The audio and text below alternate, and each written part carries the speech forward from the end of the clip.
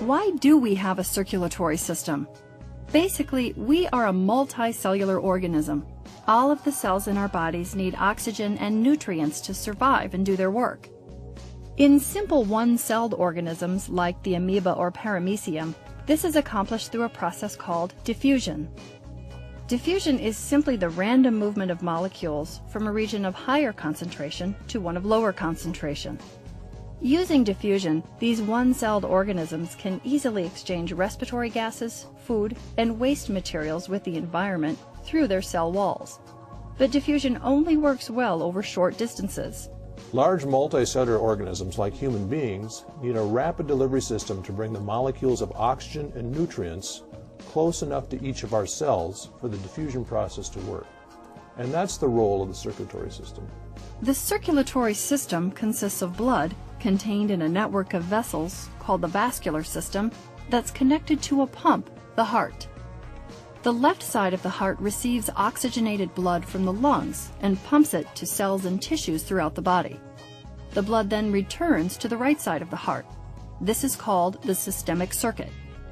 From the heart, blood flows through large muscular arteries, then into smaller and smaller arteries, then arterioles, and finally through capillaries. It's in the capillaries where the diffusion process works to exchange molecules of oxygen and nutrients for carbon dioxide and other waste products of nearby cells.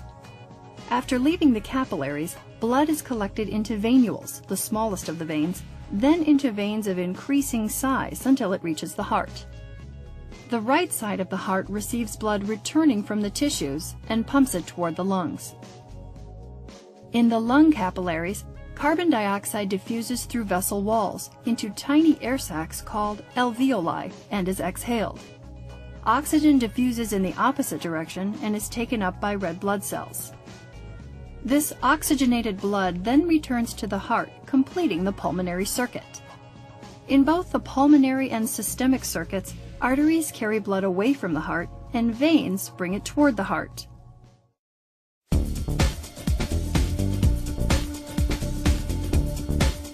Blood is considered a fluid connective tissue that functions to distribute substances critical to life to cells throughout the body. If we take a unit of blood and spin it in a centrifuge, it will separate into its basic components. At the top is a fluid called plasma that represents about 55% of our total blood volume. Next is a thin whitish layer called the buffy coat. This layer contains platelets and leukocytes, which account for less than 1% of our blood volume. The remaining nearly 45% consists of red blood cells called erythrocytes. A mature red blood cell is a package of oxygen-carrying hemoglobin molecules and respiratory proteins.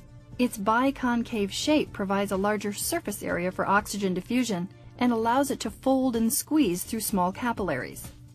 Leukocytes are white blood cells that help fight disease. Platelets are cell fragments that circulate in the blood and promote clotting. When the wall of a blood vessel is injured, platelets adhere to exposed collagen fibers and release chemoattractants that bring more platelets to the site. The injury is initially sealed by a plug of platelets. Then a clot of fibrin and red blood cells forms, giving the vessel time to repair itself. Plasma, the liquid portion of blood, transports blood cells, proteins, and enzymes to sites where they are needed. Blood transfusions are often needed to treat patients whose red cells or volume of blood have dropped too low. But it's critical that the blood to be transfused be matched to the recipient's blood type. There are 4 ABO blood types, A, B, AB, and O. Each is characterized by the presence or absence of different antigens found on the surface of red blood cells and the presence or absence of different antibodies circulating in the blood. Rh factor is another antigen found on the surface of red blood cells. Individuals with Rh positive blood have that antigen. Those with Rh negative blood do not. Any of the ABO blood types can be positive or negative for the Rh factor. If the blood to be transfused isn't matched to an individual's Rh factor and ABO blood type, antibodies can bind to and destroy the transfused red blood cells, creating a potentially life-threatening situation.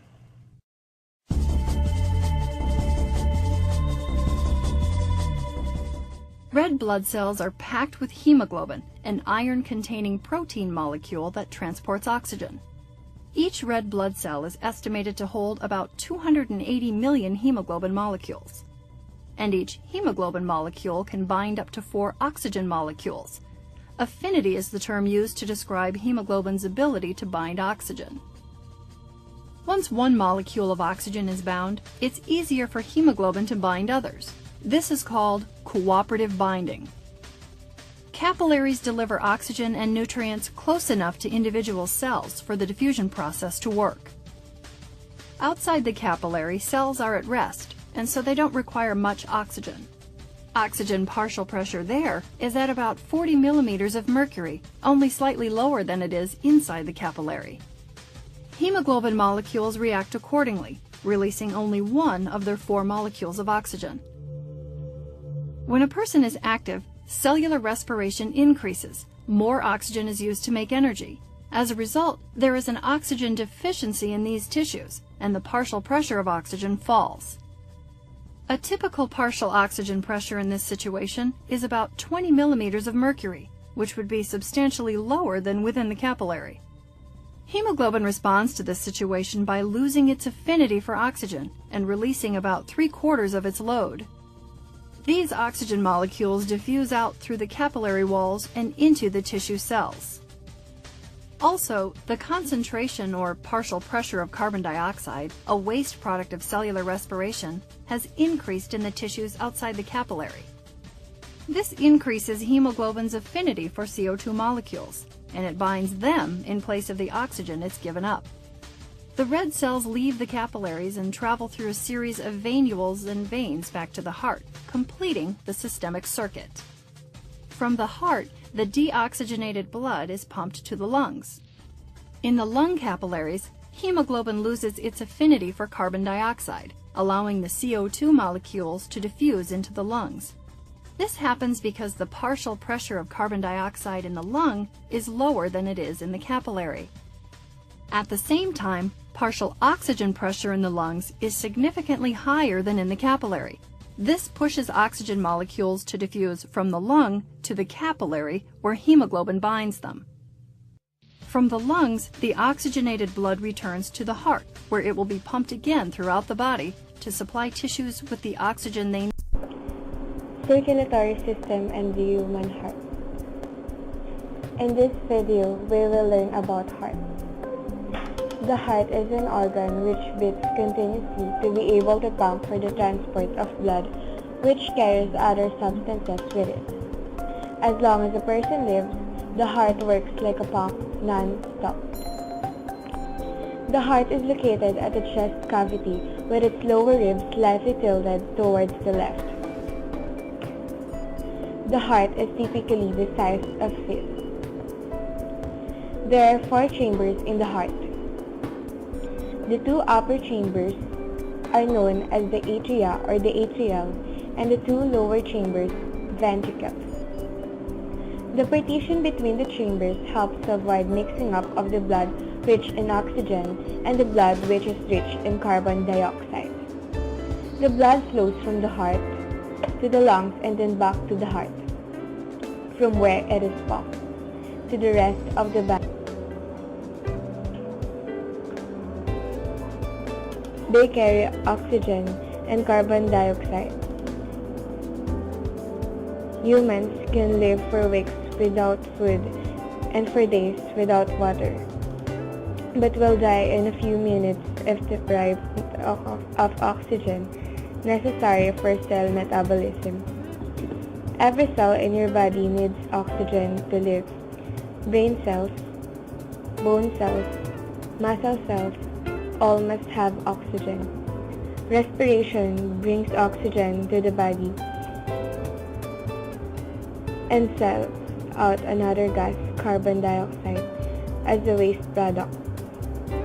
Blood is brightest when its hemoglobin is fully loaded with oxygen. The red cells, or RBCs, are also called erythrocytes. Blood also contains white blood cells, WBCs, called leukocytes. of which there are a number of different types. These are fighters.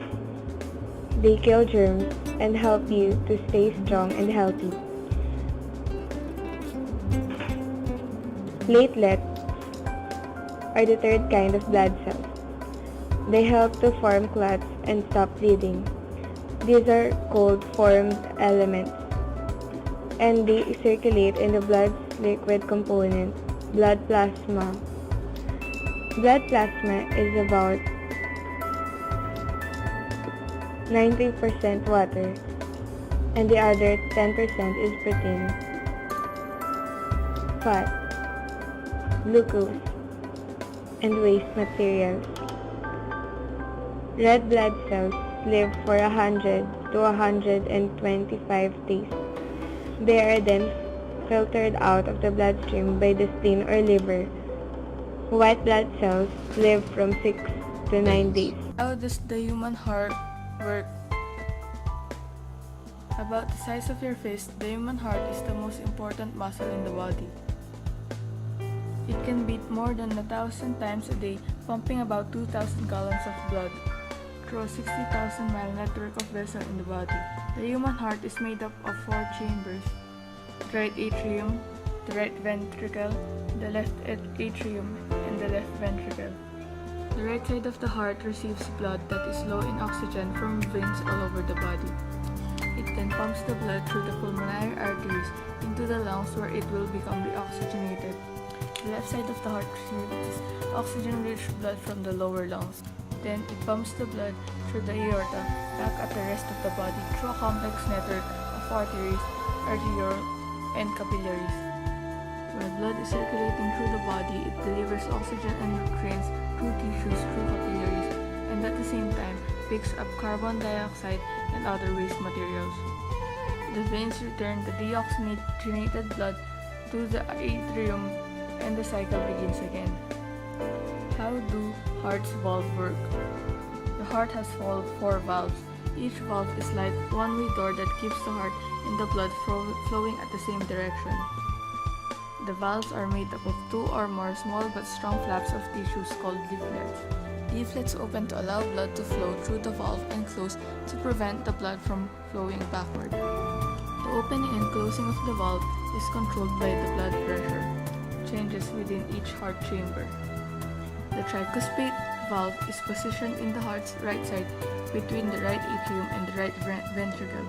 The pulmonic valve separates the right ventricle from the pulmonary artery. The mitral valve is positioned in the heart's left side between the left atrium and the left ventricle, and the aortic valve separates the left ventricle from the aorta. What is coronary artery disease? As blood circulates through the heart, some of the blood flows into a set of much blood vessels that provide blood directly to the heart. These arteries, called coronary arteries, surround or crown the heart. This separate circulatory system, called coronary circulation, keeps the heart nourished and oxygenated. The 2 main branches of the aorta that nourish the heart are the right and left coronary arteries. Coronary artery disease, which occurs when there is a buildup of cholesterol plaque, affects the arteries of this circulatory system and causes a decrease in the blood flow through the muscle, resulting in possible damage to the heart or a heart attack. What does the electrical system of your heart look like? The beating of the heart, which its rhythm is regulated by electrical impulse generated by your heart muscle. This impulse is the beginning of the sinusoidal node and causes your heart to contract. Sometimes the sinusoidal node is also referred as your heart's natural pacemaker, since it keeps the heart rate constant and consistent. The impulse then travels to the atrioventricular node, where the signal is checked and sent to the ventricles, which causes them to contract.